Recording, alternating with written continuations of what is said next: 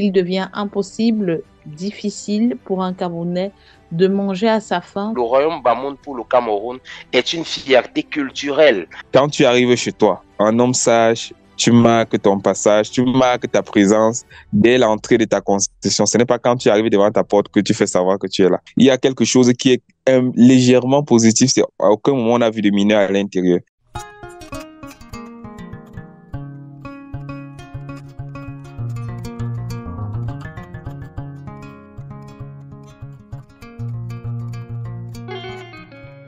Madame, monsieur, bonsoir et bienvenue sur 237 Stories avec le cœur enflammé de joie que je vous retrouve ce vendredi pour l'enregistrement d'un nouveau podcast très spécial de Last for 2024.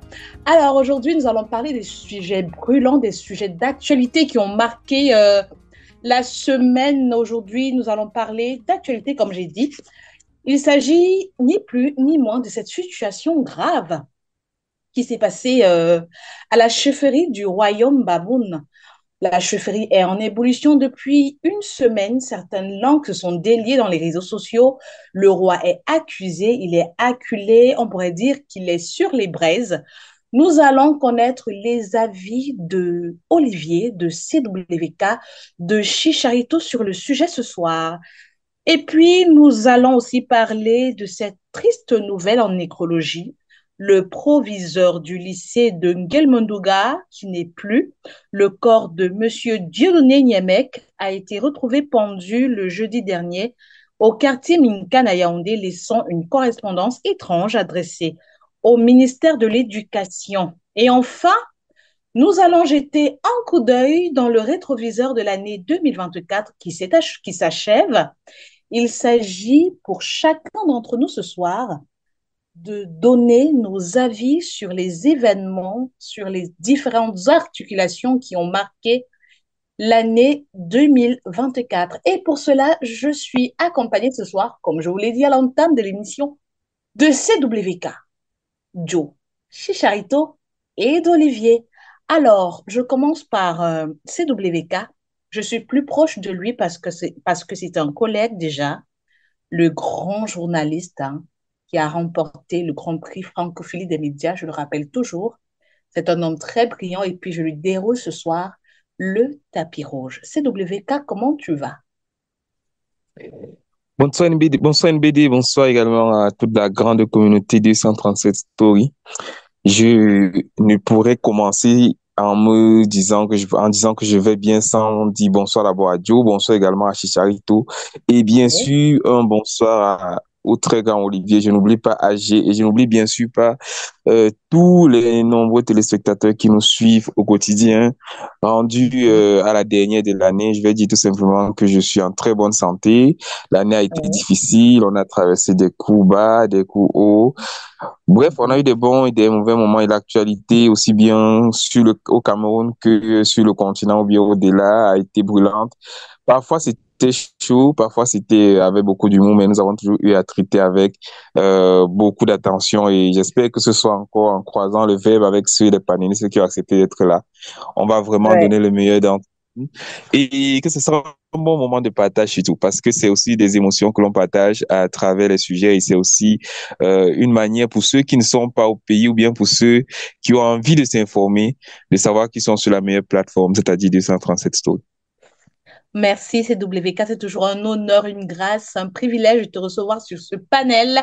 Alors, je vais passer le micro à qui? Chicharito. Chicharito, bonsoir. Bonsoir NVD, bonsoir. Comment vas-tu? Très bien, merci. Et toi? Ah, ça va super. Merci une fois de plus de m'avoir convié à ce moment d'échange. Je Oui. profite également de l'occasion pour saluer mes copanélistes avec qui nous allons échanger sur les sujets que tu as mis en débat ce soir. Je profite Mhm. aussi pour saluer tous nos euh, auditeurs et auditrices, nombreux Mhm. et fidèles. Et voilà, Mhm. je profite également de cette occasion pour souhaiter de très bonnes fêtes Mhm. à toute la grande communauté de 136 Story. Merci, merci. Alors, si c'est pas Paul, c'est Pierre. Si c'est pas Olivier, c'est Joe. Joe, bonsoir. Bonsoir, bonsoir NBD, bonsoir à tous les Comment tu vois cette copanélistes. voix mélodieuse, cette voix douce, cette voix qui fait frémir? Bonsoir. Bonsoir NBD, bonsoir à tous les copanélistes. Joyeux Mhm, Noël à tous nos auditeurs, joyeux Noël à tous les mhm, copanélistes. C'est toujours un mhm, plaisir de vous retrouver pour mhm, échanger sur les différents thèmes de l'actualité et d'apprendre mhm, aussi les autres. mhm. Le meilleur pour la fin, Olivier. Bonsoir, Olivier. Bonsoir, NBD. Mhm, Oh là comment là, tu ça fait un bail. Oui, Oh en là là, effet. toujours un plaisir de te retrouver sur ce plateau de 247 Story. Et Merci. aussi à tout cela qu'on ne cite plus, c'est-à-dire Mhm, Dio, CWK, Chicharito, oui, comment je peux dire, des copanélistes vraiment exemplaires qui ont ouais. meublé euh, tout au long de l'année L'année 2024. 2024. Ils ont émoustillé, comme on dit souvent, 247 Ouais, stories. Je pense que ouais. les auditeurs et auditrices ne diront pas le contraire de ce que je suis en train de dire actuellement. Non, pas du tout. Euh, Personne. c'est toujours un plaisir de croiser le verbe, Oui. comme dit souvent quelqu'un, de croiser le verbe CW. avec eux, voilà, Mhm, d'échanger sur des sujets qui sont certes assez grammatiques, mais qui nous permettent d'apporter aussi notre modeste mhm, contribution à l'édification des Camerounais d'ici et d'ailleurs. Et mhm, un grand big up, bonjour, joyeux Noël à tous les auditeurs auditrices et mhm, surtout, nous sommes en fin d'année et soyez encore plus vigilants et prudents et que l'année mhm, 2025, nous puissions nous retrouver pour des moments encore plus enflammés. Donc, mhm. bonsoir NBD. Merci, merci. Alors, 237 Souris, c'est votre émission, votre podcast qui façonne l'opinion publique à sa manière. Alors, avant de commencer sur les sujets que je vous ai présentés tout à l'heure, il y a un sujet qu'on a loupé, un sujet qui nous a glissé au bout des doigts. C'est le sujet Balthazar. Vraiment, j'ai voulu en parler, mais je n'ai pas pu parler de ça. Il fallait vraiment que je sache l'avis des uns et les autres sur l'affaire Balthazar, qui continue toujours à faire écho dans les publications, sur Internet et tout, et tout, et tout. Vraiment, je ne vais pas vous refaire le portrait robot de la personne. Je ne vais pas vous étaler encore ici, puisqu'on a vraiment suivi de bout en bout l'actualité qui tourne autour de ce nom. Mais voilà, comment vous avez apprécié ça? Comment vous avez apprécié ça? Comment vous avez apprécié les faits des femmes qui se livrent comme ça à un homme qui va comme ça, de femme en femme, qui filme tout et qui ne se protège pas. Qu'est-ce que vous pouvez dire à la jeunesse camerounaise, à la jeunesse africaine en l'occurrence? Je vais passer le micro à c'est Joe. J'aime quand Joe parle des sujets comme ça. Joe, essaie un peu de nous dire comment tu as analysé à ton niveau l'affaire Balthazar avant de commencer. C'est vrai que c'est un sujet sur lequel j'ai pas beaucoup plus d'informations. Mais Mhm. ce serait mentir que de dire que j'ai pas entendu raconter des choses là-dessus. Ouais. Ça m'écoeure parce que c'est des sujets comme ça qui focalisent, qui concentrent l'attention des gens, sur lesquels on se jette, on Mm, discute. C'est vrai que mm, on est aujourd'hui dans une société de voyeurisme. On essaie de mhm, voir, de regarder, de voir un petit peu partout, de se mhm, concentrer sur le superficiel et de laisser l'essentiel. Voilà, je ne saurais juger de l'intimité des personnes, surtout quand c'est des adultes qui sont consentants. mm, Heureusement, voilà, ça aurait été pire si ça avait été des viols. Heureusement, mm, on n'en est pas là. C'est des adultes consentants qui se mm, livrent à des activités peu recommandables au vu des statuts des uns et des autres. mhm, Maintenant, c'est aussi une atteinte à la pudeur que de pouvoir le filmer et de le publier. Moi, ce que j'ai toujours pensé de cette histoire, c'est que c'est un vaste réseau et qu'on n'est pas allé jusqu'au bout. Voilà, le Balthazar a été sacrifié comme fusible, il a sauté comme fusible, mais je crois que c'est un gros, vaste réseau derrière sur lequel Mhm. on n'est pas allé jusqu'au bout. Et c'est la face visible de l'iceberg. Dommage dans nos sociétés aujourd'hui, ça se passe pas seulement en Guinée équatoriale, plus près de nous, ça se passe aussi. On connaît des promotions canapé, on connaît ce qui se passe dans voilà, dans différents bureaux, comment la femme, elle est chosifiée, elle est utilisée comme ça par des gens qui ont plus de pouvoir. Dommage. Ouais. Voilà, vivement qu'on sorte de cette société machiste et que les femmes reprennent vraiment la place qui est la leur et qu'elles trouvent vraiment qu'elles méritent ce qu'elles ont, pas de toujours Mm. céder à des hommes mal intentionnés comme ça là. D'accord. OK. Voilà, très belle analyse de Joe. Qui voudrait prendre le micro? CWK, est-ce que tu as quelque chose à dire sur le sujet Balthazar, s'il te plaît? Bon, ne pas avoir quelque chose à dire sur un sujet aussi sensible qui a secoué pratiquement toute la planète, ce serait bizarre. Parce que le Mhm. buzz se serait arrêté peut-être en Guinée équatoriale qu'on aurait dit, OK, c'était éphémère, mais vous vous rendez compte que même dans des vidéos qui sont même en Asie, je dis bien en Asie et même aux États-Unis, c'est parfois réputé comme un pays très fermé pour ce qui est des actualités à travers le monde, c'est-à-dire des gars qui sont capables de te dire que l'Afrique est un pays parce ils sont un peu incultes. Mais quand on parle même si tu réussis à dire, tu dis Balthazar, ça fait sourire même des gens dans la rue, ça veut dire à quel point ça a eu du retentissement. Et dire Mhm. simplement que c'est bon, le seul point qu'on peut dire qui soit positif, c'est qu'à aucun moment on a vu, c'est peut-être de la déviation, ce sont les mœurs qui sont touchées, comme le disait encore Joe, mais il y a quelque chose qui est légèrement positif, c'est à aucun moment on a vu de mineurs à l'intérieur. Peut-être sur Ouais. les vidéos qui ont eu à passer un peu devant nos yeux, c'est-à-dire il n'y a pas eu de mineurs dans ce sens que ça ne heurte pas dans ce sens-là. On a l'envie de dire, ok, au moins à certains moments, on voit bien que consciemment, c'est même les femmes qui se donnent à cœur joie de filmer. On a l'impression que déjà, elles ne sont pas contre ce qui se passe. Maintenant, Ouais. est-ce qu'il a, le monsieur Balthazar Ngonga, est-ce qu'il avait assez des ennemis autour de lui qui lui en voulaient au point de peut-être saisir je pense qu'il était sous le coup d'un arrêt, d'un mandat d'arrêt et qu'il avait même il était en garde à vue et que ses téléphones et ses appareils avaient été confisqués. C'est où des vidéos comme ça ont commencé à être diffusées. Par contre, on parle toujours de 400 vidéos, de 400 femmes, je pense, ou 400 vidéos. Ouais, je remets toujours en doute ce chiffre-là. Je ne sais pas qui a sorti le chiffre en question, mais si la personne a eu le temps de comptabiliser 400 vidéos, mais toujours est-il que ce n'est pas forcément l'acte le plus louable que l'on fera, que l'on dira. On ne dira pas à quelqu'un d'aller répéter exactement la même chose. D'autant plus que ce qui est bizarre, ça a aussi montré un côté pervers de notre société. Il y a beaucoup de femmes qui ont tout fait pour voir ces vidéos en question. C'est-à-dire, Mhm. bien que les femmes autour de moi cherchaient à voir ces vidéos-là que des hommes. Je me demande bien pourquoi. Est-ce à cause de la virilité du monsieur ou bien à cause de peut-être la curiosité féminine? Toujours est-il que c'est un sujet en tout cas qui aura ébranlé vraiment l'Afrique centrale et principalement la Guinée équatoriale. Alors, pour toi, est-ce que cela remet le, le, le sujet sur, est-ce que cela remet sur la table le problème de la fidélité de la femme dans le couple, dans le mariage? Bon, la fidélité de la femme, faut dire que généralement les hommes africains d'avant, les Bantous comme on aime le dire d'avant, se disaient toujours Mhm.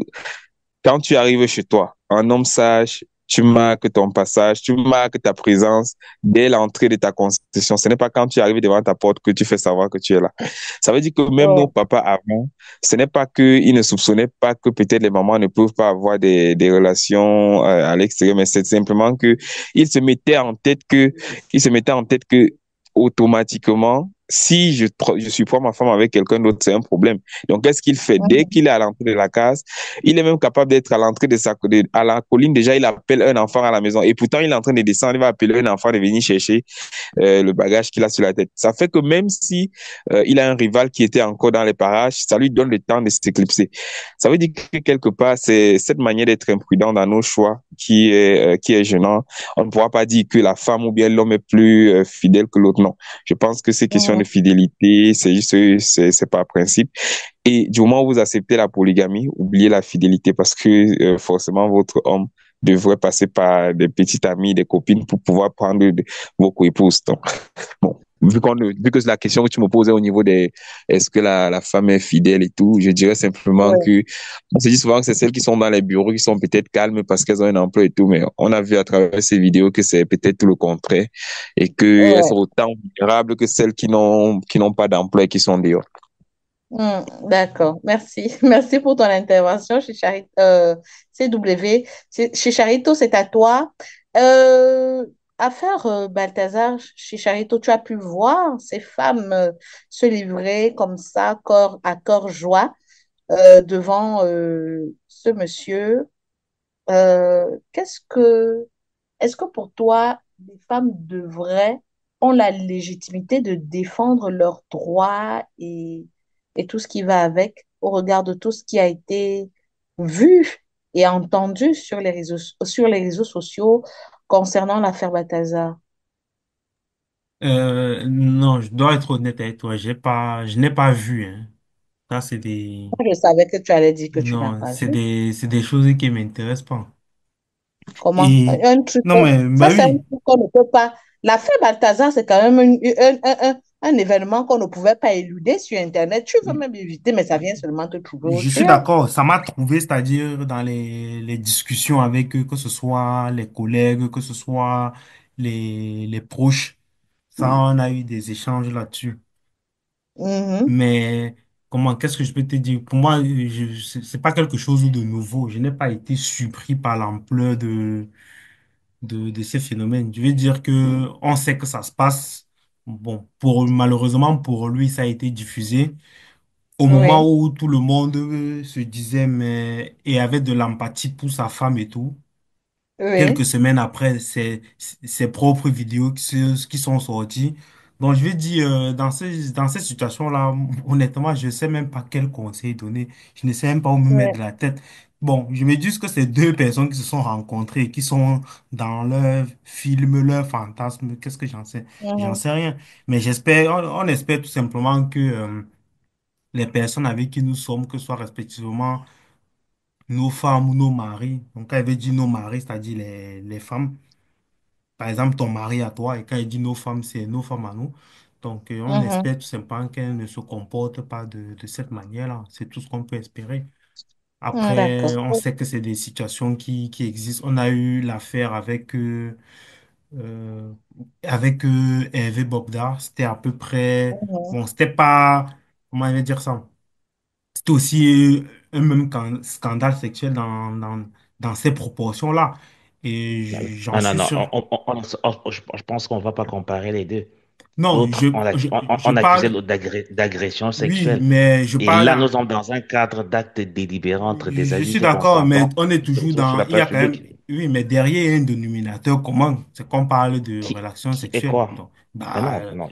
C'est si. pas, Après, consentir, je en- m'inscris en faux contre ça oui, parce que bon, faire le attends. parallèle entre les deux événements, c'est minimiser l'acte d'un autre événement. Non, C'est, non, c'est, c'est- justement. Ah bon, après, ça, c'est comme ça que toi, tu interprètes. Moi, je ne minimisais pas. Moi, je parlais de l'ampleur du scandale.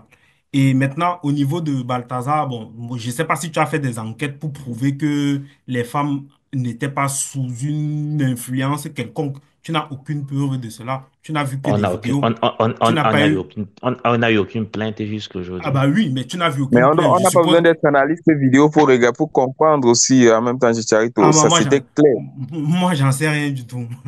Moi, j'en sais rien. Mais tout ce que je Ok. voulais dire, c'est que je ne suis pas en train de... Le parallèle que je souhaitais faire, je ne suis pas en train de valider les actes des uns des autres. Ce que je veux dire, c'est qu'on a vu, et ça que je voulais mettre en exergue, c'est le scandale sexuel qui est ressorti. Et il y a d'autres scandales qui malheureusement ne sont ni vus, ni diffusés, ni filmés, ainsi de suite, mais qui existent quand même. C'est malheureusement le mal-être de notre société actuelle dans laquelle nous vivons. Et il faut seulement espérer nous prémunir de ces situations-là en éduquant de la meilleure des manières nos enfants. Voilà tout ce que je peux dire par rapport à la D'accord. situation. OK. Voilà. Le micro, maintenant, pour la fin, Olivier. Affaire Balthazar, quelle leçon à tirer? Euh, c'est un scandale de plus, hein. Un Mhm. scandale de plus qui est venu nous retrouver sur la toile. Et ce phénomène-là où on peut retrouver tout et n'importe quoi sur la toile est en train de détruire notre société, la pervertir avec différents courants. Mhm. Balthazar, ici, moi, je, je dirais que euh, il y a du consenti dans ce que j'ai vu. Je ne vais pas dire que je n'ai pas vu une vidéo, deux vidéos de Balthazar passer, parce que tu ne pouvais en aucun cas te cacher quelque part. C'était, je ne sais pas si c'était des trolls qui envoyaient tout ça dans nos fils d'actualité, et on était obligé de voir, de retrouver souvent certaines vidéos traînées par-ci et là. Mhm. Déjà, ce qui est dommage, c'est que il y a des choses qui sont peut-être acceptables, qui sont tabous, certes, mais acceptables lorsque vous faites ça dans quatre murs. Chacun peut avoir son penchant, chacun peut avoir ses fantasmes. Un homme peut avoir 1000 femmes et une femme peut avoir 1000 hommes aujourd'hui. Je pense que c'est devenu une règle internationale, bien que ce ne soit pas celle prônée par la culture africaine, qui est une culture où l'acte de la femme est est, est, est présenté comme sale par rapport à Mhm. ce que l'homme peut faire. Ça, c'est un autre débat encore. Mais là, déjà, je pense que on devrait, Balthazar a reçu ici un règlement de compte. Moi, je pense que ça, c'est un règlement de compte parce que lorsqu'il a été Mhm. interpellé, et c'est bien après qu'on ait fouillé ses ordinateurs, je pense que cet homme n'avait jamais publié une vidéo. Certes, c'est un réseau, mais il n'avait jamais publié une vidéo. Il n'avait jamais voulu que quelqu'un voie sa vidéo. Il savait ce qu'il faisait avec ses vidéos et quoi que ce soit avec des femmes qui étaient consentantes. Parce que lorsque tu vois cette femme, c'est elle-même qui place, par exemple, bien la caméra. Tu penses que c'est un réseau bien huilé. Je ne sais pas ce qu'il s'échange, mais bon, ça, c'est autre chose. Mais déjà, moi, je rejette la faute surtout à ceux qui ont pris ces vidéos-là, qui ont exhibé ces vidéos de ces machines et puis les publier. Ces personnes voulaient qu'on voit cette vidéo peut-être pour humilier cet homme, peut-être pour l'enfoncer encore plus. Quand on sait quelle est comment est gérée la quête du pouvoir par les hommes. On peut chercher à atteindre, par exemple, ton papa en créant un scandale chez le fils. Voilà, donc c'est à peu près ça. Ça, ce n'est qu'un règlement de compte de plus et les vidéos ont fuité, elles sont dehors et je pense que bien après, il est sorti. Il a fait une sortie où il a dit, il prend totalement la responsabilité de ses actes. Même son Responsabilité. papa est sorti où il a fait ses actes. Il n'a jamais forcé une femme. Ça, c'est déjà une bonne chose parce que c'est ce qu'on devrait prôner par rapport à certains qui vont faire des kidnappeurs et puis qui vont jouer aux violeurs. Donc là, vraiment, Balthazar, je ne vais pas enfoncer le clou plus loin, mais ce que je dirais, c'est seulement que pour des hommes de sa carrure, de son niveau dans l'administration, c'est un scandale qui pousserait à la démission. Parce que dans des sociétés vraiment civilisées, comme on dit entre guillemets, lorsqu'il Mhm. y a un scandale pareil, tu poses simplement Ouais. ta démission. Parce que un administrateur doit être l'exemple des administrés. Si c'était un administré qui Ouais. aurait fait cela, oui, ça aurait été un événement banal qui serait passé. Mais c'est quand même Balthazar, un haut Mhm. fonctionnaire en Guinée équatoriale, qui a pu faire 400 vidéos. Même s'il avait fait même 5 vidéos, comme on a vu de ça, et là, on n'a jamais vu 400 vidéos. Mais on va accepter qu'il a fait 500 vidéos parce que, apparemment, ces femmes prenaient un malin plaisir à tromper leur Mhm. mari. Je ne sais pas, il y a CWK qui a dit, peut-être par sa virilité, et ça a remis en question l'honneur, l'orgueil de certains hommes qui sont rentrés dans leur coquille. Quand tu vois ta femme passer avec Balthazar, apparemment, il a fait ça avec les femmes de ses frères, de ses cousins, les femmes de ses... et j'en passe encore. Donc là, vraiment, il n'y a rien de louable là-dedans. Chacun fait ce qu'il veut et chacun récolte ce qu'il a sémé. Donc, c'est tout ce que je peux dire. Et vraiment, c'est un acte noir et sale.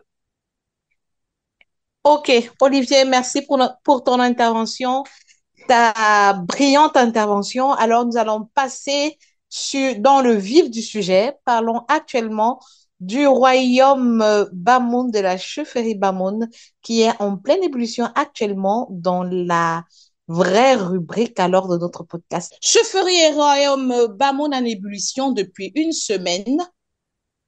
Certaines langues se sont déliées dans les réseaux sociaux, parlant du roi Bamoun, un roi accusé, je le disais tantôt, un roi acculé. On pourrait dire qu'il est sur des braises, accusé de tellement de choses.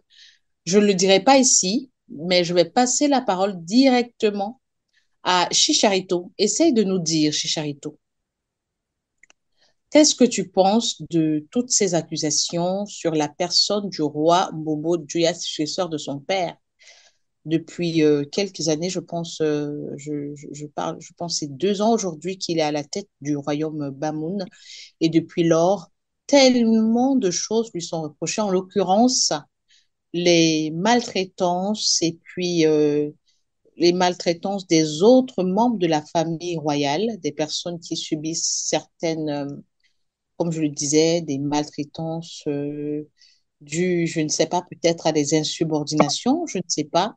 Peut-être le spécialiste sur la question, je nomme Joe, va nous éclairer de fond en comble sur la question. Mais là, on se pose la question de savoir qu'est-ce qui n'a pas marché ou qu'est-ce qui ne marche pas. Chicharito, à toi la parole. Oui, merci NBD. Il faut dire que l'idée ici pour moi n'est pas de juger le roi Nabil. Je n'ai pas les qualités ni les compétences pour le faire, mais c'est juste de Oui, donner mon point de vue sur une situation que nous avons tous vécue sur les réseaux sociaux sans oui. jamais avoir, bon, jusqu'à présent, je n'ai pas encore eu la communication officielle Mhm, du royaume pour se positionner là-dessus. Donc, mhm, donc, de mon avis extérieur, on était tous heureux de son intronisation. C'était un jeune roi et voilà, il faisait la fierté de la jeunesse camerounaise. Et pour mhm, moi, j'avais vu d'un très bon œil cette intronisation-là. Mais par mhm, la suite, j'ai commencé un peu à avoir je vais pas dire des doutes, mais quelques agissements qui ne m'ont pas plu. Et le plus mhm, récent qui m'est venu, c'est notamment avec le chef de Magba, où mhm, le chef avait été déshabillé. Et mhm. par la suite, il y a eu des affrontements, bon, pas des affrontements, mais des cases incendiées, tout ça. J'ai envie de dire des heurts entre Oui, les populations de Magba et celles j'ai envie de dire, de Fumban, mhm. de manière globale, un peu globalisée. Global. Bon, pour Mhm, dire qu'il y a eu des heurts par la suite. mhm, Et mhm. donc là, ça avait déjà attiré un peu mon attention et j'avais un peu eu un avis, bon, plutôt négatif sur cette manière d'avoir géré la situation. Parce que je Oui. me serais attendu à ce qu'avec l'autorité du chef, que tout de suite une communication soit faite pour interdire déjà même à ces sujets de porter la main sur... bon, il était pas, le monsieur n'est pas officiellement le chef des Magba, mais était un Mhm, représentant. Mais quand cela ne tienne, mhm. si le président de la République, je fais juste un parallèle, Oui. envoie un représentant dans une cérémonie, si ce Mhm. représentant-là, on porte atteinte à ce représentant, c'est comme si on portait atteinte officiellement au chef de l'État. Donc Normalement. donc, dans la même lancée, je me suis dit, il aurait Mhm, déjà dû à ce niveau-là interdire que ce chef mhm, puisse être, voilà, que puisse être traité de cette façon-là.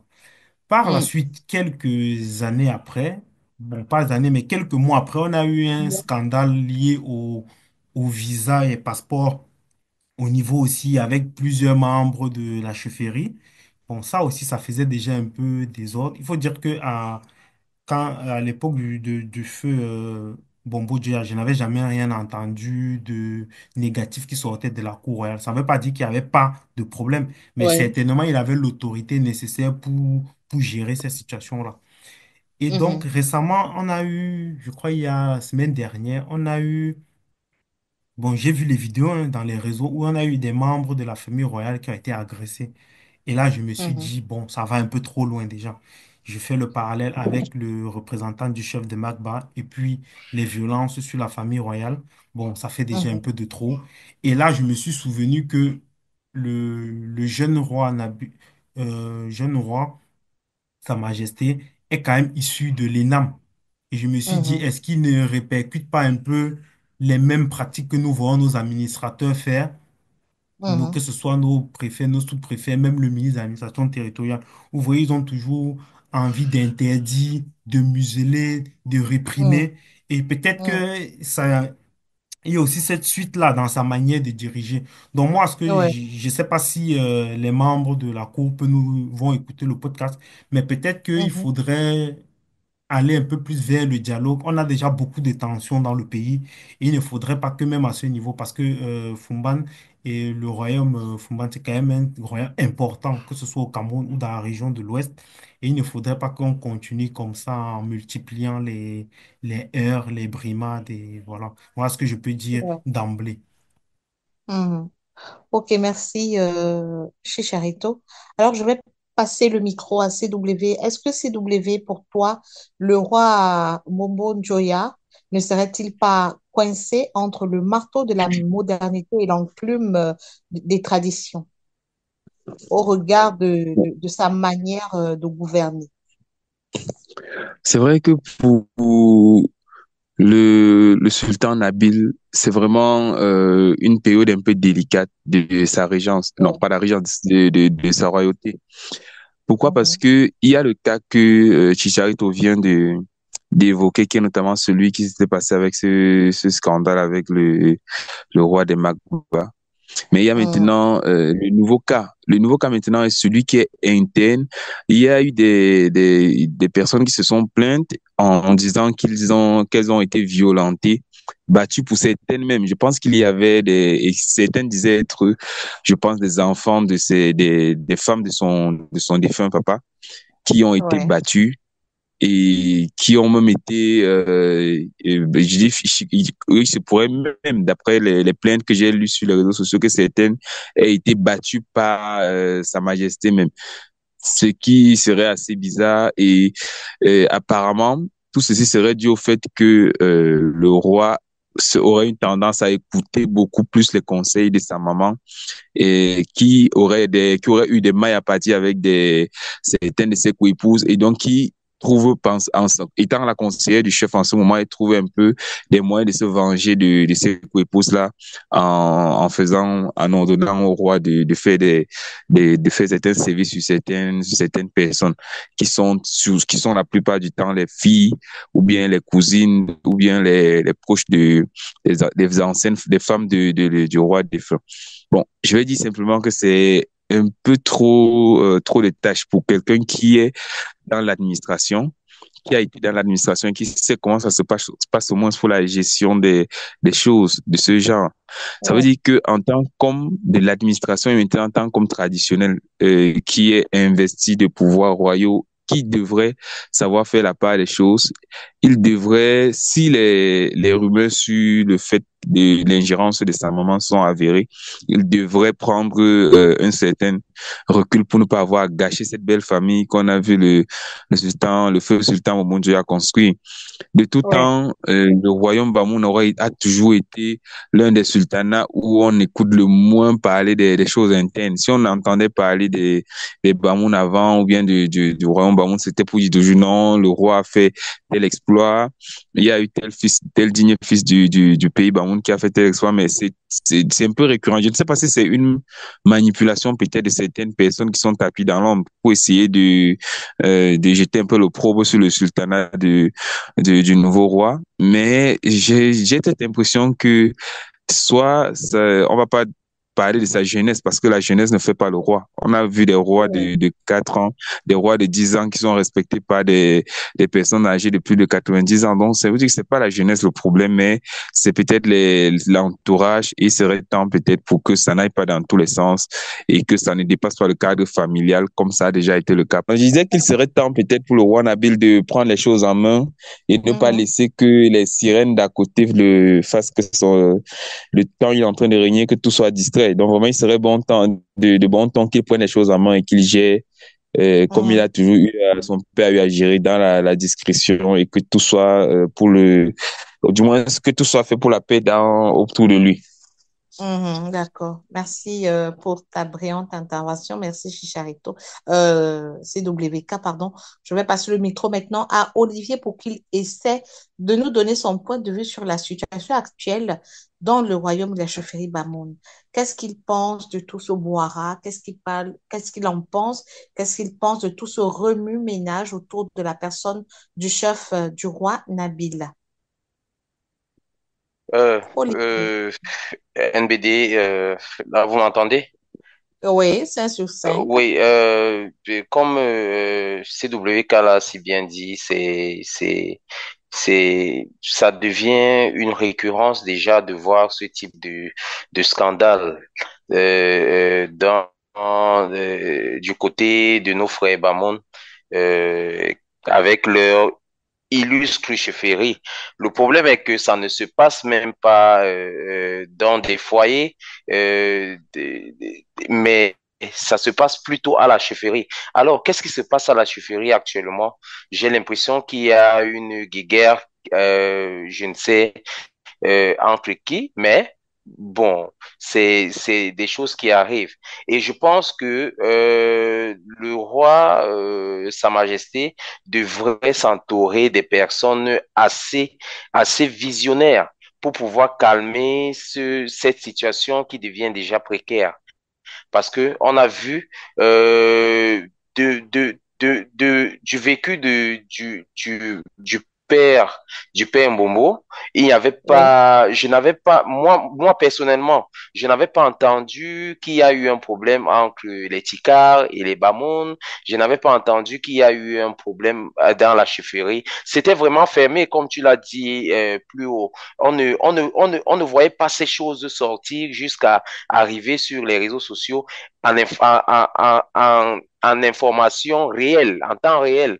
Là, c'est une tâche encore qui vient s'ajouter sur le costume du roi, qui, à mon avis, devrait peut-être prendre du recul et se dire, bon, qu'est-ce qui ne va pas et ne pas agir de manière, j'ai entendu, je ne sais vraiment pas ce qui a causé le problème, Oui. mais je sais qu'un problème est arrivé où il y a eu, on s'est mis à battre sur une certaine branche de la famille et ce sont des actes répréhensibles, non seulement par les grands humains, parce que nul n'a le monopole, ni comment je peux dire, la main mise sur quelqu'un pour pouvoir lui causer ce type de sévices corporels. Parce que j'ai vu les photos sont ce sont des sévices qui doivent être punis par la loi. Alors, si on ne veut pas que la loi vienne intervenir dans le royaume et laisser le royaume être autonome, il faudrait faire les choses bien parce que actuellement, il faudrait voir le rapport dans la République. La République est au-dessus de tous ces chefferies de premier degré là. Moi, je dirais ces royaumes parce que ce sont des royaumes, ces chefferies de premier degré. Alors, il ne faudrait pas se laisser dire qu'on a le laisser aller, on peut faire ce qu'on veut parce qu'on est à la solde du roi. Et parfois même, ce sont les conseillers du roi qui apportent des mauvais conseils au roi parce qu'il est conseiller. Il n'est pas un dieu, mais il est un homme qui est entouré des personnes sages qui pourraient lui donner des conseils pour l'édification et la consolidation des acquis que son père a laissés. Mais là, ça va de mal en pire. Il y a une fracture sociale qui se passe déjà dans le royaume Bamoun. Et quand c'est déjà au niveau du royaume, en interne, au niveau du palais en interne. Ça commence à être, ça Problématique. fragilise un peu oui, ça fragilise le pouvoir du roi, qui n'est qu'à son début de règne. Alors, il faudrait voir.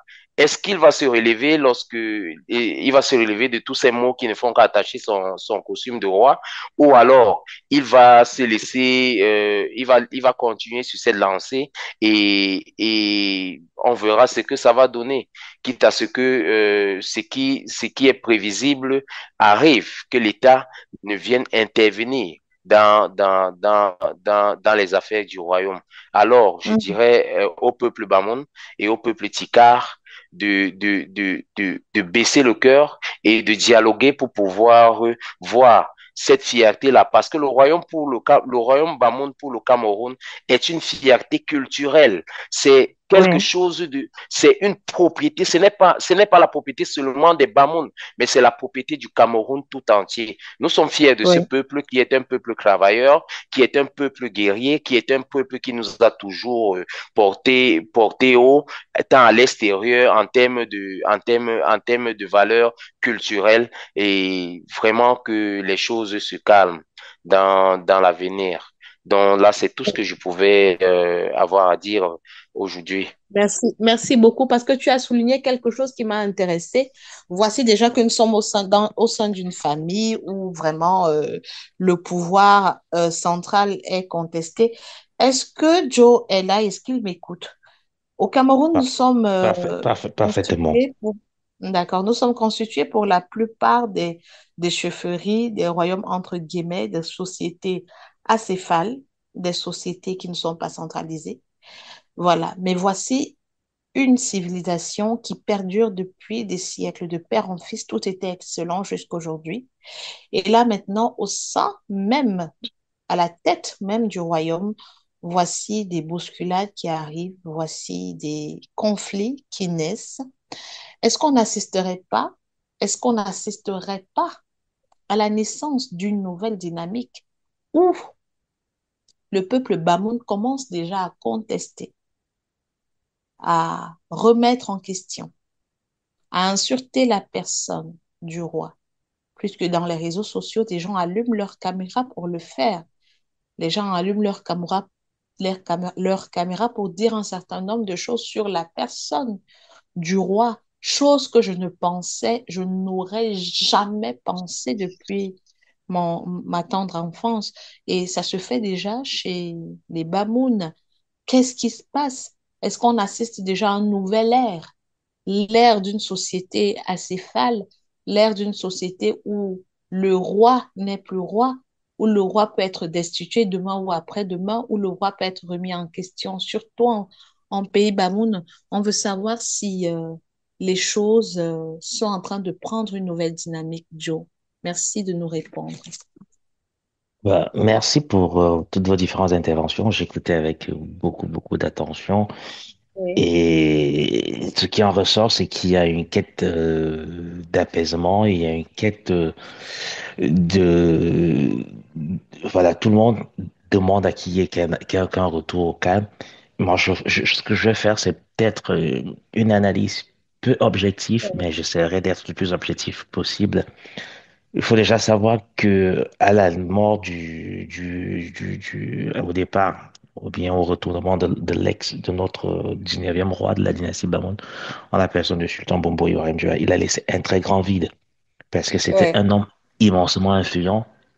influent, un pour le Cameroun et de deux pour le royaume Bamoun. Donc, le Ouais. départ d'une personne comme ça, généralement, il en faut plusieurs pour le remplacer. Mais la tradition prévoit qu'une seule personne pour remplacer une Ouais. personne. Ce qui fait que, voilà, le roi Nabil, comme disait Chicharito, il est arrivé avec un vent nouveau, avec suscité de l'espoir. L'espoir en pays Bamoun. Aussi parce que le Est-ce que tu peux départ, le détailler, sans te retour, couper, s'il te plaît, sans te couper, s'il te plaît, est-ce que tu peux donner quelques détails sur sur le vent nouveau, sur ce que les l'espoir que Bamouns ça a attendaient de suscité. l'espoir? Oui, oui, parce que j'en venais. Oui. Quand le roi Bombondua retourne chez les ancêtres, ça marque Mhm. véritablement la fin d'une ère pour les Bamoun. Les Bamoun croient que c'était la fin d'une ère parce que Mhm. les premières querelles qui ont surgi dans le Nord par rapport au royaume, c'était des Mhm. querelles politiques. Et Mhm. quand le leader de l'UDC, Dame Joya Adamou, et le roi Bomonjua sont retournés vers les ancêtres, on s'est dit, voilà, enfin, les Bamoun, cette querelle-là va s'arrêter. Parce que Ouais. les deux protagonistes Mhm. n'y sont plus dans l'avènement du roi Nabil. Susciter Ouais. ce vent nouveau de quelque chose qui arrive dans le royaume. Enfin, on va tourner la page voilà, de quelque chose qui nous a pas toujours honoré. Parce que contrairement à ce que vous disiez tout à l'heure, qu'il n'y avait pas d'insultes, mais le roi Mbonbonja est l'un des rois qui a reçu le plus d'insultes en pays Bamoun. Et je me rappelle encore de son dernier discours au temple protestant d'Abbasier en Noël, son dernier Noël. Il disait ceci: Ouais. Dieu m'a donné une charge énorme qui est celle d'encadrer un peuple aussi grand, mais il m'a aussi donné quelque chose d'exceptionnellement grand, c'est la passion qu'il a mis dans mon cœur. Parce que chaque jour, Ouais. j'entends des insultes.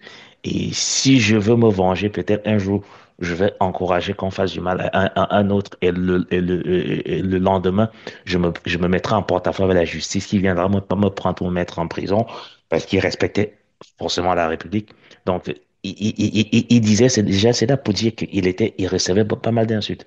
Donc, Mhm. à leur départ, il y a ce vent nouveau qui arrive, mais aussi, comme dans toute cour, quand un nouveau roi arrive, les nouveaux courtisans vont aussi arriver et chacun cherchant sa place parce qu'il y a des querelles, il y a des pôles de pouvoir qui sont au palais. L'un des premiers Ouais. pôles de pouvoir, c'est le roi. L'autre pôle de pouvoir, c'est le poste du premier ministre, entre guillemets, qui est aujourd'hui confié au président de la Cour des comptes, le prince Jia Abdou. Donc, il y a Ouais. ce pôle de pouvoir, il y avait ce poste qui était à pouvoir. Forcément que il y avait des envies, des convoitises. À ce niveau, chacun veut Mhm. se faire bien voir par le roi. Et forcément, quand on veut tous se faire bien voir, ça crée des hypocrisies, ça crée des tensions, et même en interne. Ça n'a pas toujours été doux, parce que ceux qui ont été bien avec le père, veulent entrer dans les grâces du Fils. Et ceux Oui. qui n'étaient pas bien avec le Père veulent aussi entrer dans les grâces du Fils. Et ce que ça suscite, forcément, ça suscite des tensions qui naissent. Et Ouais. on peut tout dire, mais c'est un jeune monarque. Il a encore beaucoup de choses à apprendre. Dans un podcast ici avec vous, je condamnais ce qui s'était passé à Magbash en termes de violence. Et je crois qu'il en a appris de ça. Mais même quand les nouvelles comme ça se passent, quand ça s'est Mhm. passé, les violences dont on parle, le roi n'était même pas à Fumbat. Il était à Baganté ce jour-là. Donc, tout le monde va dire, c'est le roi qui a battu c'est celui qui a fait telle chose. Il Ouais. était même pas à Fumbat. Pour vous dire l'ampleur que des choses peuvent prendre. Aujourd'hui, les réseaux sociaux sont là. On peut tout dire et on peut tout faire. On peut tout dire aujourd'hui, on peut tout faire. Certes, il y a un problème en interne parce que quand vous êtes tous les enfants d'un même père et qu'on vient en choisir un pour en faire un grand, pour en faire le plus grand d'entre vous, forcément, il y a des petites jalousies, il y a des petites tensions, Ouais. comme disait un peu CWK tout à l'heure, des querelles des mères qui existaient hier peuvent encore ressurgir aujourd'hui. Une peut vouloir utiliser l'autre pour faire. Voilà. Toutes ces tensions-là qui existent dans tous les foyers polygamiques que nous connaissons. Aujourd'hui, Ouais. ça prend un peu de l'écho parce que ça concerne un royaume. Voilà. Mais c'est des Mhm. problèmes internes qui auraient pu naître dans toutes les autres familles, qui peuvent naître Oh. dans toutes les autres familles. Mais aujourd'hui, ça prend de l'écho parce que ça concerne le royaume Bamoun qui avait de la hype en ce moment-là. Le Ngwen venait de passer, qui était reconnu comme patrimoine immatériel de l'UNESCO. Il y avait de la visibilité tout autour. Et voilà, certaines personnes ne sont toujours pas satisfaites que ces choses, qu'elles ne soient pas associées à raison ou à tort à cette Oui. visibilité-là. Et ça crée des frustrations. Et les frustrations s'expriment de différentes façons. Et voilà, parfois il y a la violence. Aujourd'hui, des plaintes ont été déposées parce que on est certes dans un royaume, mais on respecte la République. Des plaintes ont été déposées et la justice va suivre son cours et nous dit le fin mot de ce qui se passe. Moi, ce que je déplore aujourd'hui, c'est comme disait Chicharito, qu'il n'y ait pas de communication officielle, il n'y ait pas une communication officielle pour éclairer la lanterne, l'opinion nationale et internationale sur ce qui se passe. Et si je pense qu'il n'y a pas moi, à mon avis, je pense qu'il n'y a pas de communication aujourd'hui parce que il y a encore des investigations il y a encore des investigations en interne. Des notables sont en train de mener des investigations, des notables sont en train de faire des conciliabules pour essayer de ramener un peu pour essayer de, voilà, de ramener un petit peu la paix entre les différents princes qui sont en porte-à-faux aujourd'hui pour que Ouais. les parties puissent fumer le calumet de la paix. Et il y a cette construction qui se fait.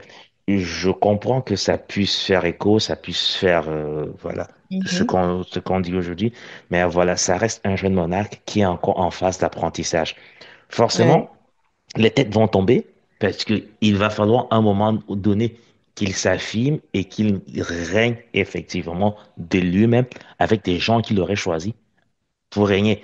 Aujourd'hui, il y a encore l'ombre des gens, des conseillers du père, il y a encore Ouais. l'ombre des nouveaux courtisans et tous ces personnes qui s'entrechoquent, ça crée de l'électricité et c'est Ouais. toujours pas dans des façons saines.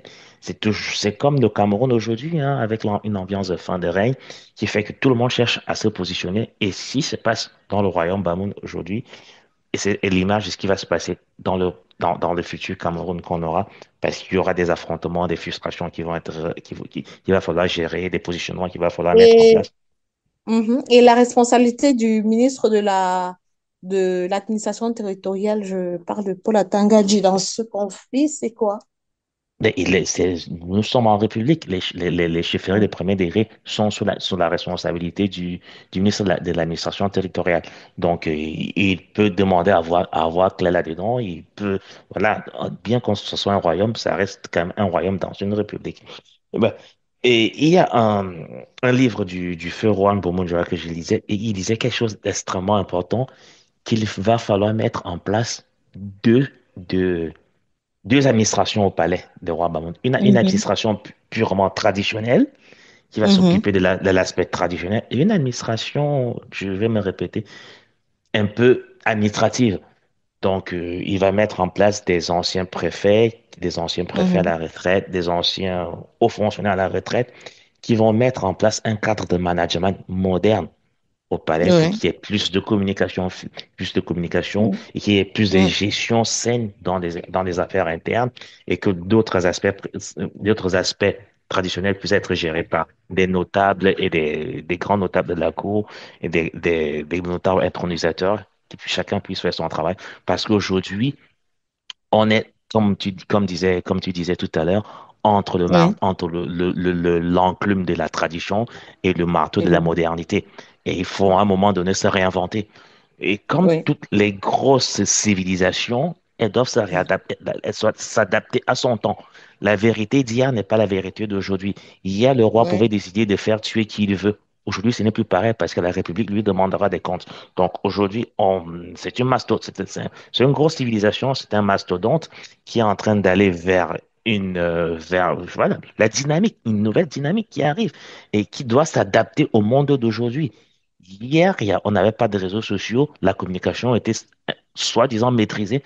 Aujourd'hui, n'importe qui, avec un téléphone, peut devenir un journaliste et donner de l'information qu'il veut. Donc, c'est autant de choses vers lesquelles il va falloir se moderniser, s'adapter, Ouais. créer un cadre qui est une communication saine pour que, voilà, l'absence de l'information ne puisse pas faire ressurgir beaucoup plus de désinformation. Donc, je crois que c'est une crise et la sortie de cette crise va faire un grand bien au peuple bamoun parce que ça va permettre de s'adapter à des différentes choses. Hier, le père était hyper influent, on avait beaucoup peur de lui. Aujourd'hui, ce n'est plus le cas. Il y a un nouveau qui arrive qui veut donner une nouvelle orientation. Dans son discours intronisateur, il disait, aujourd'hui, c'est une nouvelle génération qui arrive au pouvoir et les générations nouvelles font des choses différemment. Voilà. Il y a aussi la phase de l'apprentissage. On va passer par cette phase d'apprentissage.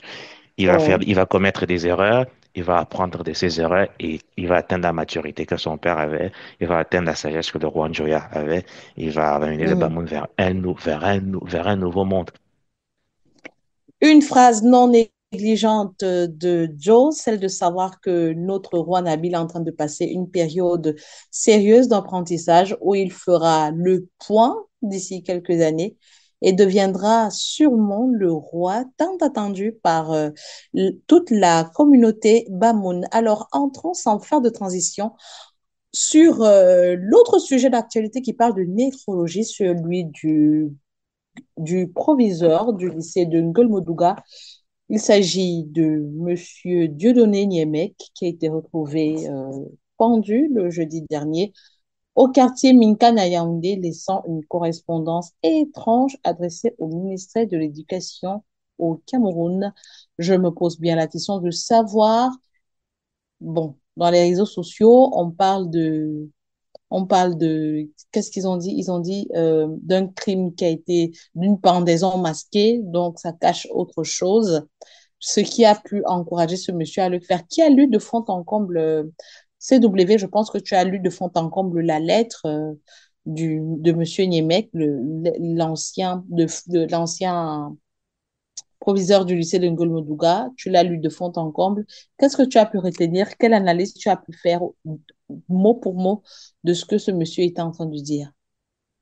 Alors, en quelques mots, NBD dit tout simplement que ce sont des mots de détresse d'un homme qui est sans doute dévasté, que ce soit maintenant par la dépression ou bien par la surcharge du travail ou par la déception même envers l'administration qu'il a recrutée, ou au pire des cas. Ça aurait pu être parce que dans sa lettre, il parle à un moment d'un vol qui a eu dans son bureau où on a emporté un ordinateur et je pense que peut-être la crainte de voir les secrets que peut révéler cet ordinateur, tout cet ensemble de choses a peut-être poussé le pauvre monsieur à se donner la mort. Mais c'est surtout la lettre de 4 pages qu'il laisse au public.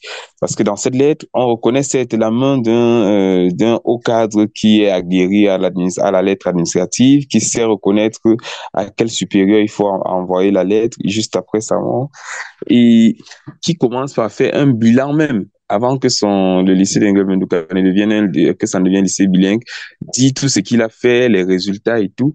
Bref, j'ai eu cette impression en parcourant les différents papiers que c'était un peu un mea culpa envers la communauté éducative et qu'il aurait peut-être lui-même pu blesser quelques-uns, aussi bien les parents que les élèves, et qu'il profitait pour s'excuser de tout ce qui s'est passé. Mais le problème reste ailleurs, c'est qu'est-ce qui veut pousser réellement un haut cadre à se donner la mort? Est-ce que c'est déguisé? Est-ce que c'est un suicide vers lequel on l'aurait poussé?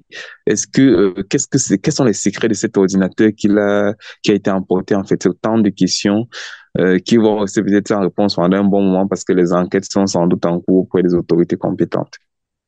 Ok, merci. Merci beaucoup, CWK, pour ton intervention. Et là, maintenant, il est question pour moi de passer le micro à Olivier. Olivier, que penses-tu de cette situation? Que penses-tu de ce drame, ce suicide? On parle d'un suicide, mais on parle d'un meurtre masqué dans les réseaux sociaux au regard de ce que tu as déjà pu retirer comme information ou recueillir comme information dans les réseaux sociaux et dans les médias traditionnels.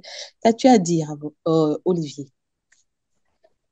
Déjà, je déplore cette perte tragique parce que lorsqu'un enseignant meurt, il part avec une partie du savoir parce que chaque personne a sa manière de dispenser le savoir aux Oui. apprenants. Il a été proviseur pendant un bon nombre d'années. Lorsque nous observons les dates qui ont été mentionnées dans sa lettre, la lettre qu'il a laissée avant de se donner la mort. Mais tout reste encore flou parce que cette lettre, pour ma part, elle ne si j'étais un enquêteur ou bien si j'étais un homme de loi, je me perdrais peut-être dans la recherche des éléments si je n'avais que cette lettre. Parce qu'elle ne donne en rien, elle ne dit rien de concret sur le motif, sur le mobile qui a poussé ce monsieur à se donner la mort. Peut-on se donner la mort juste parce que on a des difficultés liées au travail?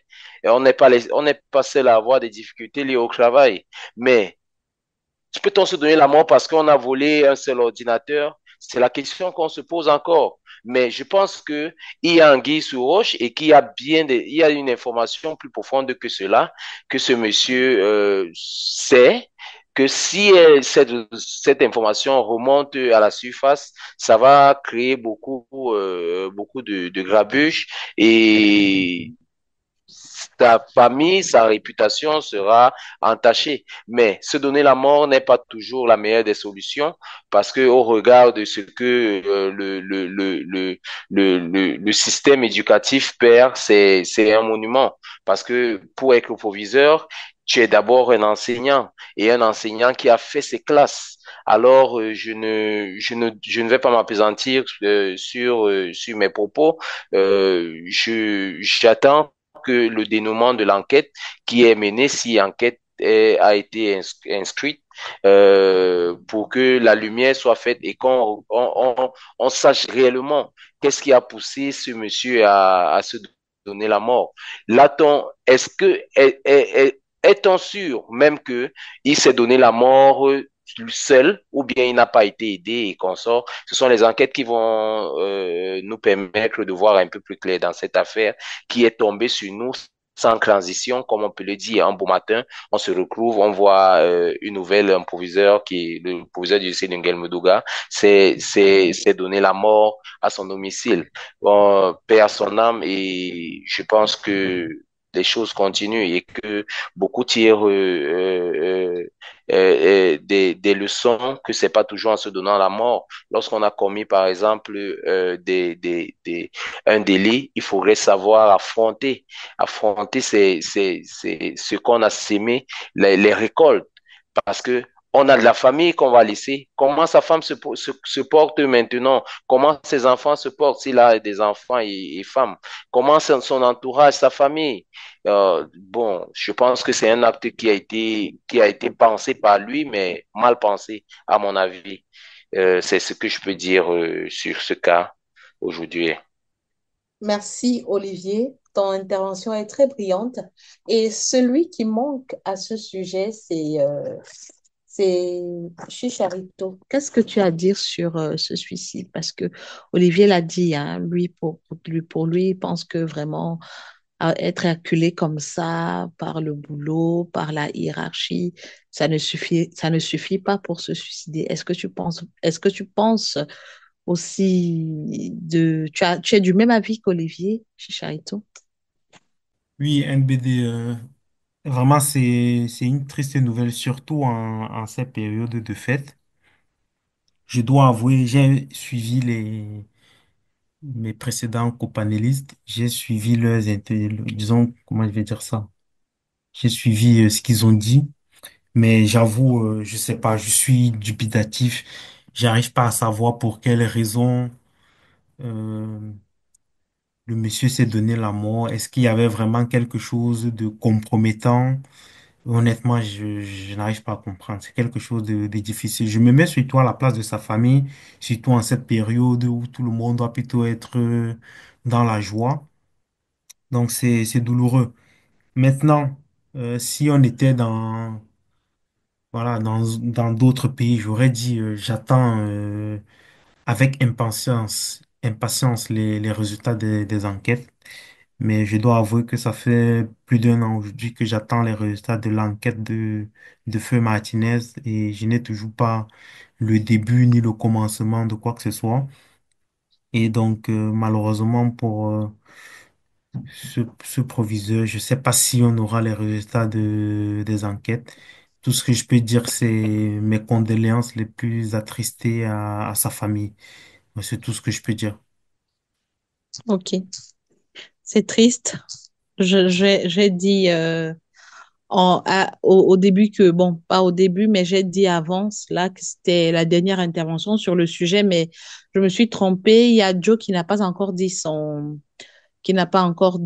mot sur la question du supposé suicide de Monsieur Niemek, proviseur du lycée de Ngulmunduga. Qu'est-ce que tu as à dire?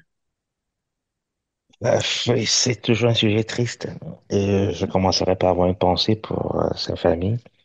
Il a dû certainement laisser des enfants, sa famille biologique nucléaire et une grande famille éducative qui le laisse forcément orphelin quelque Mhm. part. Et pour revenir au sujet, un suicide est toujours un appel à l'aide. Il y a Oui. forcément quelque chose qui n'a pas marché Mhm. et qu'il se suicide. Quand c'est surtout dans le corps éducatif, ça fait encore froid. C'est encore plus triste. Et je me dis Ouais. il y a des millions si ce pourquoi il dit se suicider est véritable, est vrai, c'est qu'il y a des millions, des milliers d'éducateurs qui se trouvent dans la même situation et qu'il faudrait qu'on comprenne, qu'on entende et qu'on écoute cet appel à l'aide et qu'on Ouais. puisse se pencher sur sur cette situation pour éviter à l'avenir qu'il y ait des situations comme ça là. Mhm. Ça en appelle au mouvement OTS des enseignants. Est-ce qu'ils sont, et si cette souffrance exacerbée l'a poussé au suicide, est-ce que c'est pour quelle véritable raison qu'il s'est suicidé? Toujours est-il que c'est lié à son travail, puisqu'il Mhm. met en empilation, il a mis le délégué départemental des enseignements secondaires, le délégué régional. Donc, il faut qu'on écoute, qu'on écoute un peu ces sujets, qu'on essaie d'écouter ces sujets. Au moins que l'enquête puisse nous révéler les choses pour qu'on puisse prévenir davantage des situations comme ça. C'est toujours une grosse tristesse de perdre quelqu'un. Trouver des gens qui ont encore une conscience professionnelle à ce niveau, c'est très rare dans un pays où on est en perte des repères. Des gens ne savent plus quoi faire. Quand on choisit une profession, c'est pour de l'argent, c'est pour se faire de l'argent, parfois il n'y a pas de mérite. Trouver des gens qui, qui se sacrifient pour leur Oui. profession comme ça, là, c'est très rare et qu'il faudrait qu'on écoute. Pourquoi ce sacrifice? Voilà. Si c'est pas un suicide, si c'est pas un sacrifice, c'est un suicide ou peut-être un meurtre, il faut qu'on puisse creuser et qu'on écoute pour que davantage les situations comme ça ne puissent plus nous arriver. Oui, merci Joe sur la question qui est triste, sur la question de nécrologie. Là, on parle là d'un suicide. D'autres disent que non, c'est pas ça. Mais nous, on reste sur le on reste sur l'information. Les commentaires, on peut les gérer plus tard. C'est en quelque sorte le dernier sujet, hein. Bien qu'on va tout à l'heure jeter un coup d'œil sur notre rétroviseur, comme je le disais d'entrée de jeu, sur l'année 2024. Beaucoup d'événements ont marqué cette année 2024, l'année où plusieurs Camerounais ont été contraints à resserrer la ceinture. Il n'y avait même plus de trou pour faire passer comment on appelle ce truc en fer là au niveau de la ceinture pour serrer la ceinture. Alors, il n'y avait plus moyen pour les Camerounais. Bon, c'est ce que moi j'ai pu retenir, la Le vie, fer de la ceinture, le fer de la le fer, ceinture. voilà, le fer de la ceinture. Il y avait plus de trous pour introduire le fer de la ceinture. Tellement les Camerounais sont asphyxiés, la vie devient de plus en plus chère et je pense qu'en 2025, on va encore monter au créneau d'un certain nombre de choses. Les Camerounais seront forcés d'adhérer à certaines choses, la vie chère, la vie chère. Je ne sais même pas s'il y a un mot qui peut exprimer de façon plus accentuée ce mot, la vie chère au Cameroun. Ça continue, c'est ce que j'ai pu retenir. La vie devient de plus en plus chère. Il devient impossible, difficile pour un Camerounais de manger à sa faim, de manger ce qu'il aime, à défaut de ce qu'on a, à défaut de ce qu'on veut, on se contente de ce qu'on a, c'est ça maintenant. Alors, qu'est-ce que CWK a retenu durant l'année 2024? Qu'est-ce qui a marqué ton attention? Je veux juste te corriger. En fait, Oh, je vais juste apporter une information. oui, C'est pour rigoler oui, aussi. Tout à oui, l'heure, on oui. parlait du fer de la Le fer ceinture. de la ceinture, oui. Ouais, le nom, c'est l'ardillon. L'artillon. L'ardillon. Merci, merci, merci pour le mot. J'ai Voilà. toujours Je dit savais à, qu'il allait faire j'ai ce tu- joke. Je pense que je j'ai vais toujours même dit, sortir. je savais que quelqu'un devait sortir pour dire Je quelque savais. chose. Je savais. Non, mais sérieux, je savais que Dieu allait faire ce coup. Je savais, je l'ai vu arriver. Le frère de la ceinture. Ah, Olivier a dit ça avec une telle élégance que j'ai tellement bien retenu. Bon, l'artillon, c'est encore plus sexy. Je vais essayer de l'introduire dans mon vocabulaire pour ne plus oublier. Alors, je passais la parole à CW tout à l'heure. Je lui demandais qu'est-ce qu'il a retenu pendant l'année 2024? Qu'est-ce qui a marqué, qu'est-ce qui t'a marqué? C'est vrai que tu as été sacré meilleur prix francophonie des médias, mais épargne-nous un peu ça. On parle un peu des vraies choses là maintenant, sur le plan sociétal, sur le plan politique, sur le plan économique au Cameroun. Qu'est-ce qui t'a marqué? Mhm. Voilà, alors NBD, ce qui a marqué mon année, on aurait pu prendre le mois de janvier ou le mois de juillet où justement cet événement que tu viens de rappeler a un peu été Ouais. significatif pour moi, mais on ne parle pas de moi, on parle des choses du Cameroun. Il y a un truc très intéressant, Hmm. c'est en 4 lettres, IRPP. C'est l'impôt sur le revenu des personnes et des particuliers. Ouais. C'est-à-dire, l'État camerounais a réussi à trouver une ligne d'impôt où une personne physique doit déclarer ce qu'il gagne. Mhm. C'est un peu du jamais vu au Cameroun. Ce n'est pas que ça ne se passe pas ailleurs dans les autres pays, mais on a envie de dire à quel moment est-ce que on a si bien vidé les caisses de l'État qu'on a besoin que le citoyen lambda, qui a plutôt besoin de prendre, de recevoir des perdièmes de l'État parce qu'il ne travaille pas, parce qu'il n'a pas d'argent, on a réussi à faire comprendre que c'est ce citoyen-là, dans sa débrouillardise, qui doit même déclarer le peu qui n'arrive pas à nourrir sa famille avec. En C'est-à-dire, on n'est effet. pas capable de mettre sur pied un système de santé viable qui puisse aider déjà de façon automatique, même un parent qui peut se blesser au champ, qu'un système de santé puisse le prendre en charge, que ce soit par le biais des revenus de ses enfants ou quoi. Mais on réussit parce qu'on veut soit remplir les caisses de l'État pour pouvoir rembourser certaines dettes qu'on ne sait pas quand on a contracté, ou bien quand on a contracté sans qui ne vont pas, des dettes contractées qui ne vont pas forcément dans l'intérêt des Camerounais. On réussit Ouais. à faire de cette manière-là pour que nous, Camerounais, nous puissions, quand je dis Camerounais, mais particulier, nous puissions être en train de payer à travers la déclaration des revenus. Alors, Ouais. j'ai un peu essayé de fouiller pour comprendre ce que c'était que cette déclaration de revenus pour les particuliers. Je sais qu'il y a des économistes qui pourraient peut-être mieux expliquer parmi En nous. Je leur effet. laisserai le soin d'expliquer, mais Mais terre à vu terre, de quoi s'agit-il? le choc que ça a créé, mais terre à terre, ça veut dire que toi qui fais ton call box au quartier, parce que tu as gagné 50 000 francs à la fin du mois, tu dois aller dire, déclarer que oui, j'ai gagné 50 000 francs et payer quelque part le taux qui revient en fait, le taux qui revient à l'État doit être coupé de tes 50 000. C'est-à-dire, on va te dire Ouais. à travers un système de soit de paiement mobile d'argent ou bien paiement par voie de banque que voici exactement le montant de tes 50 000, voici ce que tu dois reverser à l'État. En quelque sorte, ça revient de manière facile à comprendre, ça revient à ça. Mais je me suis Ok. approché de certains commerçants, mais je vais vous dire qu'ils m'ont dit clairement, moi, je ne vais pas déclarer, vu que je ne déclare rien. Donc, c'est plutôt, on obligera donc maintenant, c'est en quelque sorte ceux qui ne sont pas employés, fonctionnaires de l'État, parce que chez eux, on coupe à la source directement. On obligera donc D'accord. les gens, des employés lambda qui sont dans des entreprises et tout, à aller déclarer les impôts de cette manière-là. Un impôt qui était déjà coupé à travers la CNPS. Bref, Mhm. c'est pour dire que c'est pour moi l'IRPP, c'est le mot qui va résumer un peu l'année pour moi parce que c'était obligatoire jusqu'à il y a 2, 3 semaines, jusqu'au 2 décembre dernier, c'était obligatoire encore.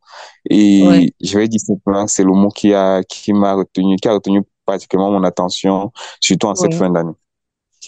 Merci.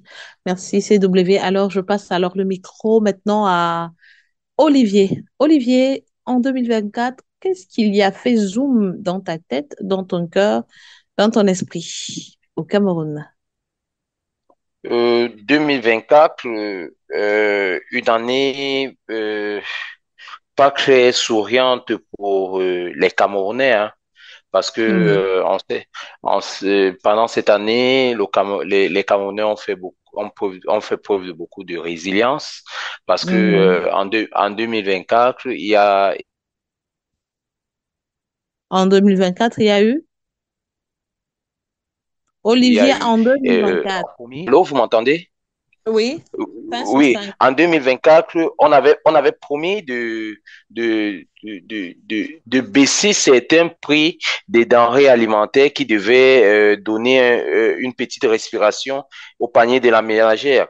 Mais rien n'a été fait. Aujourd'hui, on a toujours l'huile qui coûte 1400 voire 1500 et qui n'a jamais rebaissé. Et ça nous laisse comprendre que au Cameroun, lorsque quelque chose augmente, on ne peut plus baisser le prix. On va sûrement s'adapter. 2024, comme je le disais, c'est une année où il y a eu des impôts subtils qui sont passés. On a fait des diversions sur certains sujets pendant que d'autres, à l'Assemblée nationale, il y a des lois qui étaient votées dont les Camerounais ne sont même pas au courant. Parce que cet impôt sur le revenu des personnes physiques dont parle CWK, c'est un impôt qui n'est pas passé, qui a été voté à l'Assemblée. Il faudrait que les Camerounais sachent ça. Oui. Ce n'est pas venu en l'air comme ça, c'est venu de l'Assemblée nationale. Alors, Mhm. quand est-ce que ça a été débattu? On ne sait même pas. On sait juste que Nganou a gagné, Anthony Joshua a donné quelques coups de poing au visage de Nganou. Nganou est tombé. On sait que tel influenceur est monté et descendu. On sait que Balthazar est monté et descendu. Alors, on nous a servi cela pour de la distraction, alors que des choses importantes étaient en train de passer. Et je vais faire un crochet sur l'IRPP, l'impôt sur le revenu des personnes physiques dont parlait Oui. CWK tout à l'heure. C'est quelque chose dont on ne, on ne comprend, on ne comprend nullement l'utilité.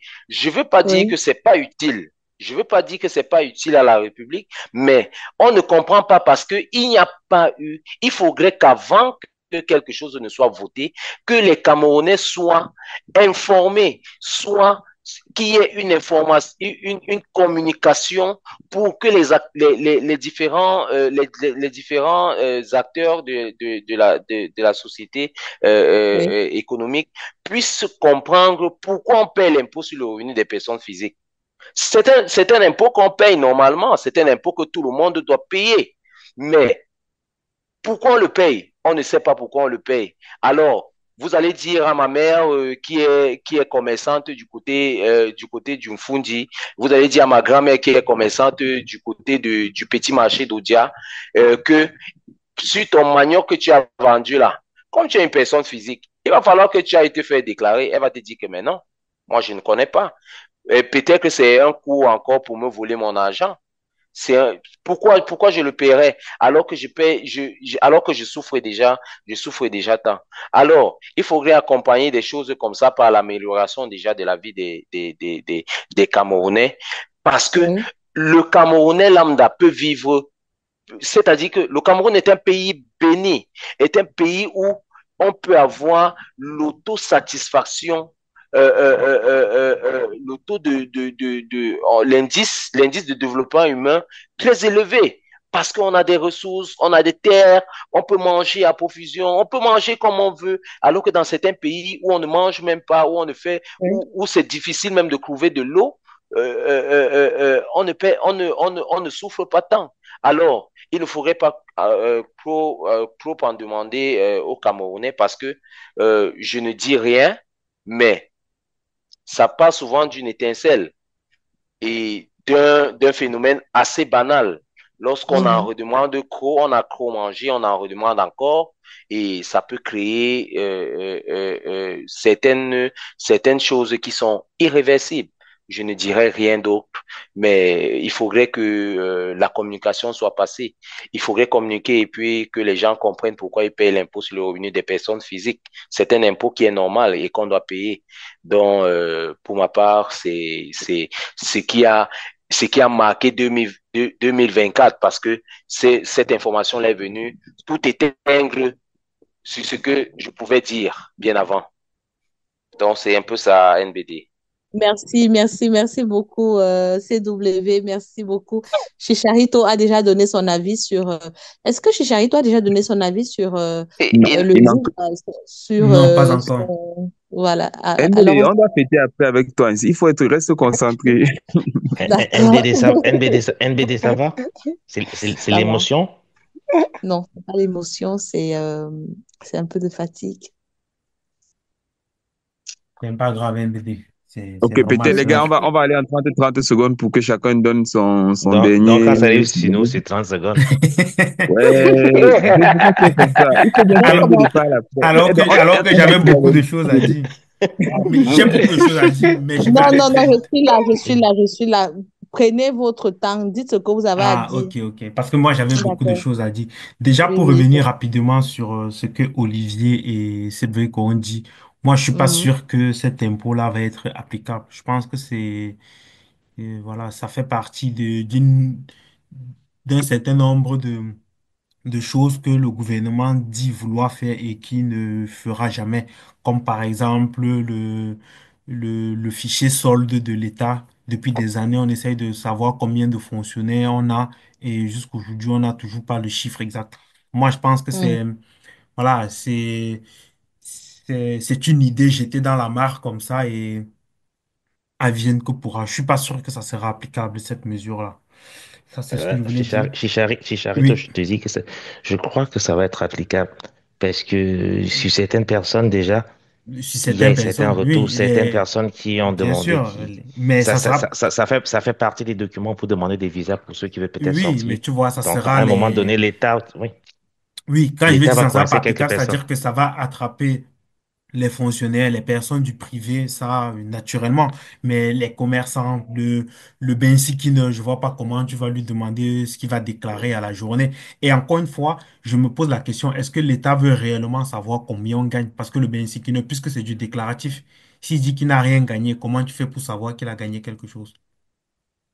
Donc, pour Tu moi, le, c'est une... il va avoir un taux de non-imposition. Mais Oui, il faut mais déjà bon, commencer par une première année à faire des déclarations.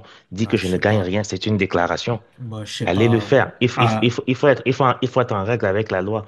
on Parce que, verra, mais je sais pas. parce que demain, l'État trouvera un moyen de bloquer ceux qui l'ont pas fait. Et ça va créer, pour moi, ce qui me fait peur, c'est que ça puisse créer un pôle de corruption encore quelque part. On verra, mais pour moi, je suis pas convaincu par la mesure. Et donc, pour revenir sur, moi, j'ai beaucoup de choses à dire, hein, mais je vais essayer d'aller vite. Moi, je pense que ce n'est pas efficace. Je n'ai même pas mon avis à donner. Non, mais tu as ton Alors, on avis, bien continue. sûr. Mais je vais aller vite.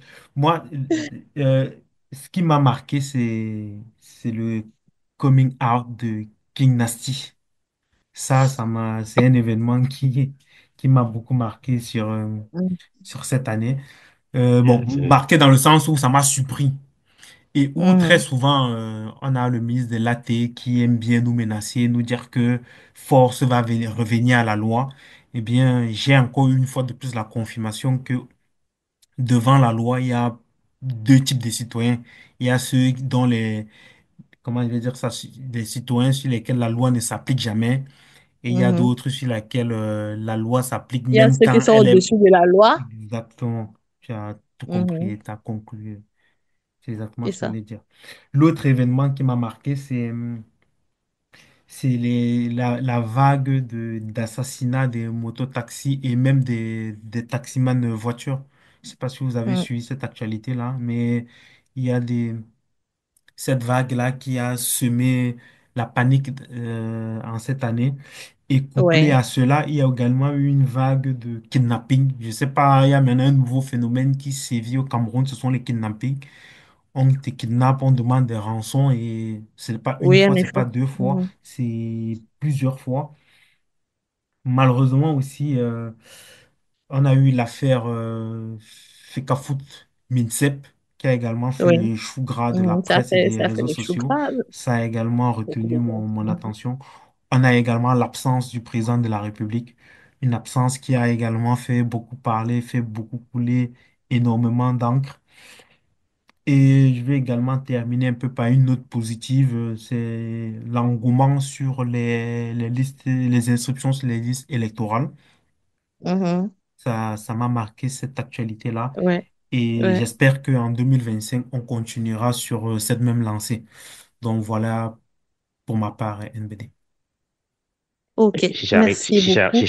La Charito, liste, c'est la ju- liste est tellement longue.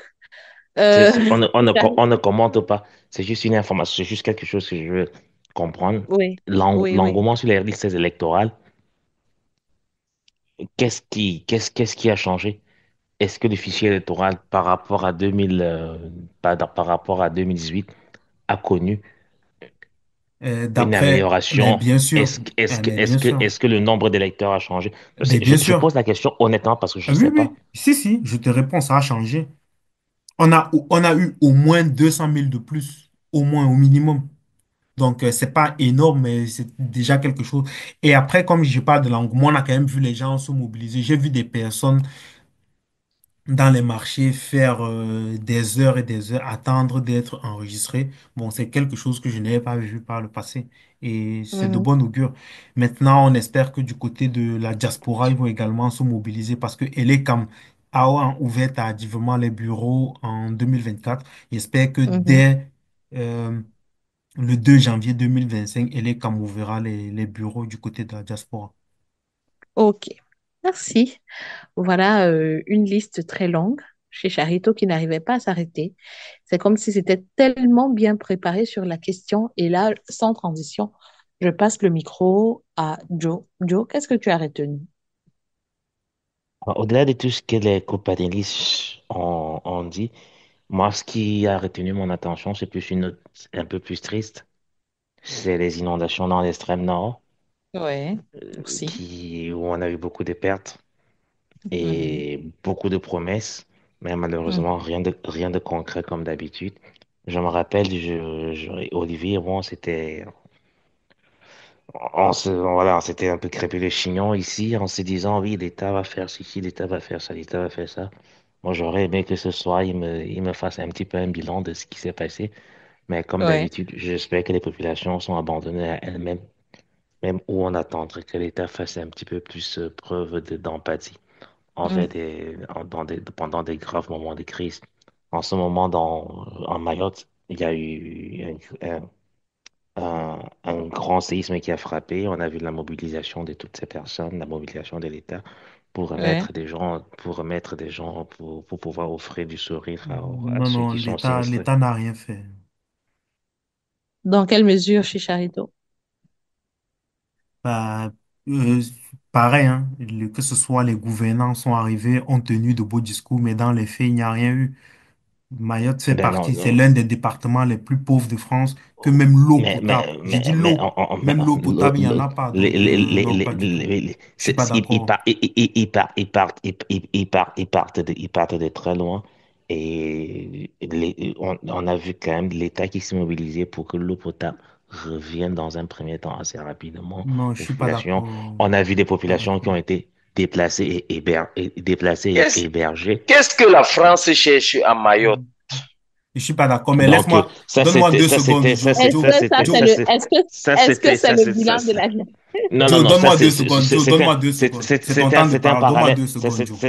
Non, je te le donne pas. Ok, c'est pas grave. Ça c'était un parallèle qu'on faisait. On fera peut-être une émission pour ça plus tard. Ou bien après moi tu prendras la parole. Donc, et pour revenir sur voilà une autre actualité qui a marqué mon attention, c'est les dernières lois qui ont été signées, que ce soit sur la protection des données publiques, des données privées et sur voilà la reconnaissance du mariage coutumier. Non, les gars, n'ayez plus peur de vous marier, allez, lancez-vous parce que le mariage coutumier est reconnu. Et un dernier point, c'est ce qui a été dit sur l'impôt sur l'IAPP. Ça, voilà, ça m'attriste beaucoup parce que j'ai l'impression que l'État demande plus à des citoyens qu'il en donne.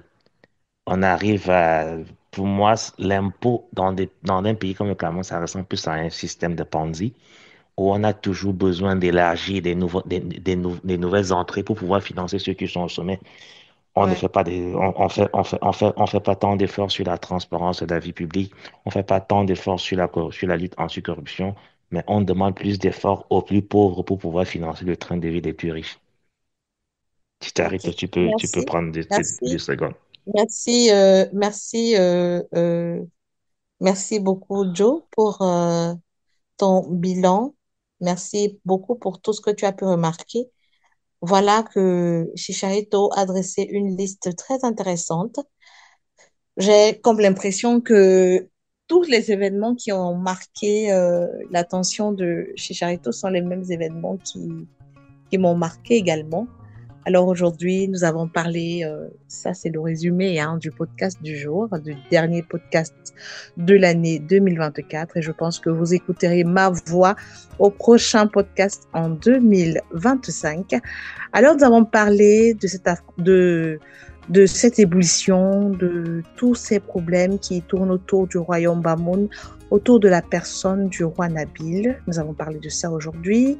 Nous avons parlé du suicide hein, du proviseur du lycée de Ngol-Motouga. Nous avons aussi, nous sommes attardés sur l'année 2024. Qu'est-ce qui nous a marqué? Chacun a pu donner son point de vue, dire ce qui l'a vraiment, ce qui a marqué son intention tout au long de l'année. Chicharito m'a vraiment ému dans tout ce qu'il a pu énumérer parce que c'est un peu ça, c'est aussi ce qui m'a marqué. Avant de commencer le podcast de plein pied, nous avons essayé de penser encore à une actualité qui est un peu passée, celle de l'affaire Balthazar, où tout le monde a pu donner son avis, tout le monde a condamné à sa manière, a essayé aussi d'apporter, arrondir un peu les bords de sa façon. Je parle là notamment d'Olivier. Voilà. Alors, le podcast est terminé. Nous sommes arrivés à la fin de cette émission. Merci de l'avoir suivi et je pense à la prochaine. Et je crois fermement que Chicharito, Joe, Olivier et CW présents ce soir seront des vôtres pour le prochain podcast. Au revoir et à la prochaine. Au revoir, bonne année. À bientôt, bonne année à tout le monde, fête de fin d'année. Merci, bonne année. Meilleurs vœux.